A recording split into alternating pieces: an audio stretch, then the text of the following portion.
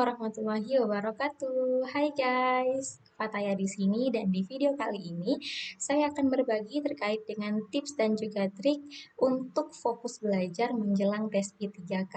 Nah, teman-teman semuanya, sebelum saya membahas lebih lanjut terkait dengan tips dan trik ini, jangan lupa ya teman-teman semuanya untuk subscribe YouTube channel ini dan dukung YouTube channel ini untuk lebih berkembang lagi, dan jangan lupa untuk di-share ke teman-teman lainnya agar video-video ini dapat dirasakan manfaatnya ke orang-orang secara luas dan bisa menjadi salah satu referensi bagi lainnya untuk belajar P3K. Oke teman-teman semuanya, jangan lupa juga teman-teman semuanya untuk nyalakan tombol loncengnya agar tidak ketinggalan informasi-informasi menarik seputar CPNS, P3K, dan informasi-informasi edukasi lainnya.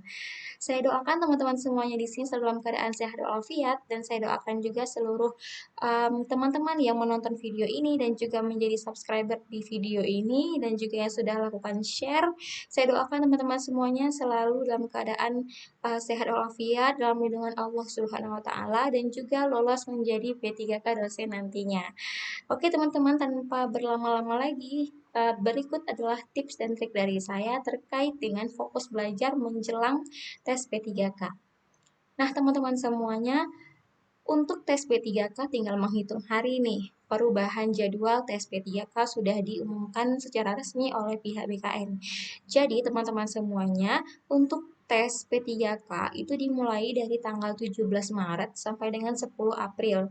Nah, jadi teman-teman, ada kalanya kita memang sudah kepala kita sudah penuh gitu ya teman-teman. Jadi kita tidak tahu lagi mau mulai dari mana untuk belajar.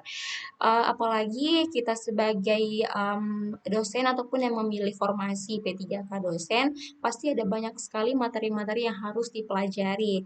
Misalnya ya, untuk P3K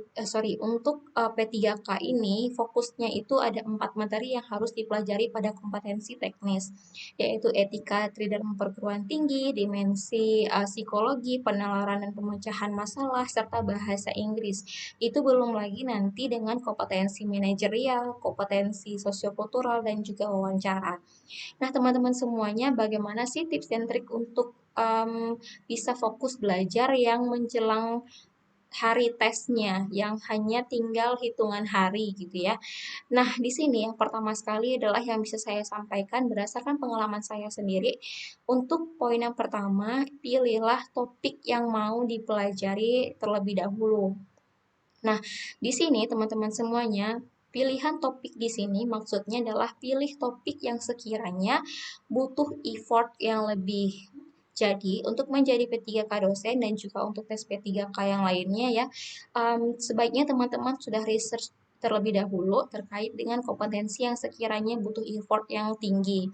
Saya ambil contohnya di sini P3K dosen. P3K dosen terdiri dari 4 komponen tes ya, ada kompetensi teknis, kompetensi manajerial, kompetensi sosiokultural, dan juga wawancara.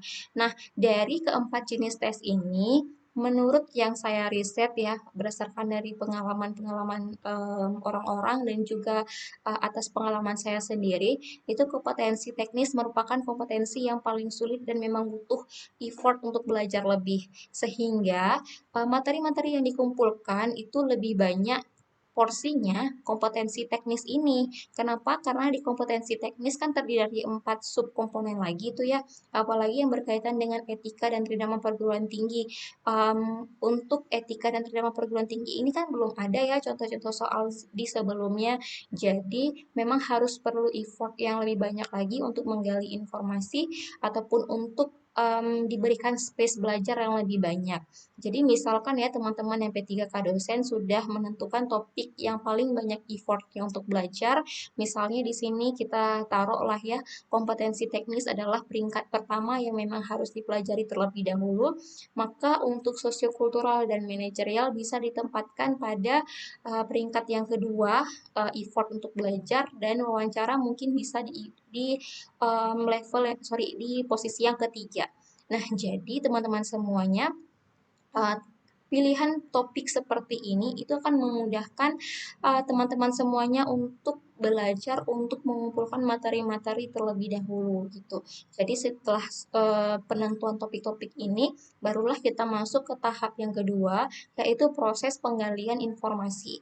Nah, di sini saya sebutkan bahwa penggalian informasi ini artinya mencari seluruh materi-materi yang berkaitan dengan setiap kompetensi, itu boleh dari manapun ya, nggak mesti dari buku, tapi juga bisa dari YouTube, dari sifatnya podcast, ataupun dari website-website yang memberikan fasilitas untuk belajar P3K ini. Nah, dari pengalaman saya pribadi, saya lebih banyak untuk belajar dari YouTube teman-teman karena memang saya tipikal yang belajarnya adalah audio visual. Saya harus melihat dan juga harus mendengar. Teman-teman di sini pasti sudah paham ya terkait dengan cara belajar masing-masing. Ada orang yang memang dia fokus ketika hanya mendengar ataupun dia mengendalikan kemampuan audionya saja. Ada orang yang memang belajar dia bisa fokus dengan hanya melihat ataupun mengedepankan visualnya saja. Nah, kalau di sini saya pribadi saya lebih gampang untuk belajar dan mengingat itu dengan cara audio visual. Artinya saya melihat dan juga saya mendengar. Saya lebih gampang untuk mengingat dengan cara melihat konten-konten video yang di YouTube ataupun menggali informasi soal-soal dan materi-materi itu dari YouTube ketimbang dari buku. Kenapa? Karena secara pribadi saya lemah di membaca dan saya gampang lupa ketika saya membuka buku. Justru saya lebih gampang untuk melihat video dan juga langsung mendengar dan saya itu lebih gampang untuk melihat ataupun untuk meresapi materi-materi yang ada gitu. Nah, jadi kenalilah masing-masing cara belajar teman-teman semuanya ya. Jadi ketika sudah tahu, misalnya ya ada yang memang fokusnya, oh saya bisanya dengan metode membaca, maka carilah informasi ataupun sumber belajar itu dari buku, misalnya seperti itu. Jadi tidak menutup kemungkinan sumbernya dari manapun ya teman-teman, cuman pilihlah memang sumber informasi yang sekiranya sangat cepat untuk membantu teman-teman dalam memahami setiap materi-materi yang ada gitu. Kemudian kita sudah tahu untuk tips yang kedua itu kan menggali informasi ataupun mencari sumber ya teman-teman semuanya. Yang ketiga adalah saya berfokus kepada belajarlah sesingkat mungkin tapi sering. Nah, teman-teman semuanya di sini lagi-lagi based on my experience ya. Jadi dari pengalaman saya tipikal yang tidak bisa belajar satu harian full itu tidak bisa teman-teman karena kepala mudah terbakar. Jadi di sini saya lebih memilih untuk belajarnya itu sesingkat mungkin tapi sesering mungkin. Artinya saya cuma bisa belajar itu ya paling lama 1 jam. Kemudian saya banyak rehatnya. Kemudian saya 1 jam lagi gitu. Jadi apalagi kan kalau dari pengalaman saya pribadi ya ada kegiatan-kegiatan lainnya yang tidak bisa ditinggalkan. Kemudian saya harus memilih waktu yang memang di waktu sesingkat itu saya bisa meraup materi yang banyak. Di sini saya bisa ngambil contoh misalnya ya teman-teman semua di sini ada yang bekerja dari pagi sampai sore misalnya. Nah, itu pastikan teman-teman semuanya ketika malam hari itu belajarnya 1 jam aja, 1 jam, kemudian berhenti 30 menit gitu, kemudian lanjut lagi belajarnya misalnya 30 menit. Jadi tidak perlu yang berlama-lama teman-teman semuanya. Kalaupun misalnya teman-teman di sini ada yang full time-nya di rumah ataupun memang belum berkegiatan di luar, bisa juga untuk belajarnya misal ya, pagi itu teman-teman biasakan pagi itu memang harus belajar. Karena memang waktu pagi itu waktu paling gampang untuk menyerap informasi apalagi setelah subuh.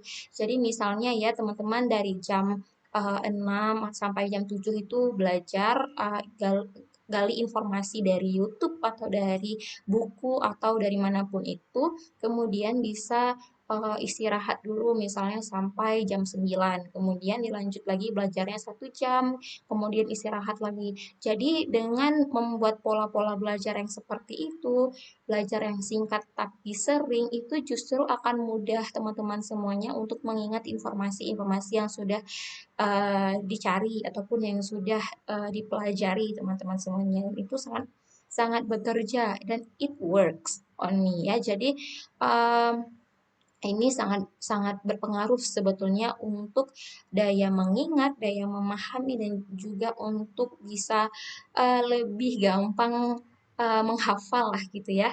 Jadi daripada kita belajarnya itu 1 jam, oh sorry, 1 hari full, itu justru akan kepala kita itu akan overload gitu. Jadi apa yang kita pelajari hari ini itu esok harinya gampang lupa. Pasti, coba aja deh teman-teman semuanya, itu pasti saya jamin akan mudah untuk lupa. Oke, kemudian untuk tips dan trik yang keempat adalah sesering mungkinlah, sesering-seringlah untuk melakukan tryout. Sekarang kan banyak ya, kayak di website-website itu yang menyajikan fasilitas tryout ya. Jadi misalnya ada Ayo P3K, ada Belajar P3K. Nah, itu bisa dilihat teman-teman semuanya dan sesering mungkinlah untuk melakukan tryout. Kenapa saya bilang harus sesering mungkin? Karena memang nanti ketika kita sudah tes, saat kita melakukan tes P3K itu kita berhadapan tidak hanya dengan soal, tapi juga dengan waktu. Jadi, dalam waktu yang ditentukan, kita harus dapat menjawab seluruh soal dengan jawaban yang tepat, ya. Jadi, ini akan teman-teman rasakan kalau teman-teman sudah paham dan sudah familiar dengan tryout ya. Jadi kalau udah sesering mungkin teman-teman tryout, pas nanti tes P3K dilaksanakan udah nggak kaget lagi tuh, karena memang udah paham, oh ternyata waktu yang di setel itu sekian menit misalnya untuk kompetensi ini. Nah, jadi saran saya di sini tryout-lah sesering mungkin. Misalnya kalau dari pengalaman saya pribadi, saya setiap harinya itu pasti tryout minimal sekali, minimal sekali. Dan itu tidak boleh bolong. Misalnya di hari ini tryoutnya sekali, besok tryoutnya sekali. Ada juga bahkan yang tryoutnya sehari itu sampai 3 kali. Artinya memang harus diporsirkan untuk tryout juga ya teman-teman semuanya. Kemudian untuk tips yang kelima adalah saling sharing lah dengan teman-teman yang lain yang juga tengah menghadapi P3K ini gitu ya. Karena kenapa, makin kita sharing itu justru akan mengaktifkan otak kita untuk berpikir, dan lambat laun ya apa yang kita sampaikan itu sebetulnya kita sedang melatih kepala kita untuk mengingat kembali informasi yang sudah kita pelajari. Nah, sehingga kita justru dengan kita sharing, dengan kita berbagi itu justru akan lebih gampang untuk mengingat, akan lebih gampang untuk apa ya, untuk memahami isi materi yang sudah kita pelajari. Itu juga mungkin bisa teman-teman praktik ya, praktikkan di cara belajar teman-teman, dan ini sangat berpengaruh sebetulnya bagi ketahanan pengingatan kita semuanya. Itu teman-teman semuanya. Nah, itu dia 5 tips dan trik dari saya terkait dengan fokus belajar menjelang tes B3K, dan saya harap semoga 5 tips dan trik ini yang singkat ini bisa menjadi referensi dan juga menjadi inspirasi bagi teman-teman semuanya untuk belajar di rumah, meskipun tengah dihadapi dengan berbagai kegiatan yang lainnya. Itu aja teman-teman semuanya, saya doakan semoga teman-teman semuanya lolos menjadi P3K dosen ya, dan menjadi dosen yang dicita-citakan oleh banyak orang, dosen yang bermartabat, yang penuh dengan rasa hormat seperti itu, dan pastinya bisa selalu berkontribusi di keilmuan ataupun di bentuk apapun itulah ya, agar teman-teman semuanya juga bisa menghadirkan keterbaruan ilmu pengetahuan nantinya. Oke, itu aja teman-teman semuanya. Sampai berjumpa di video selanjutnya. Assalamualaikum warahmatullahi wabarakatuh.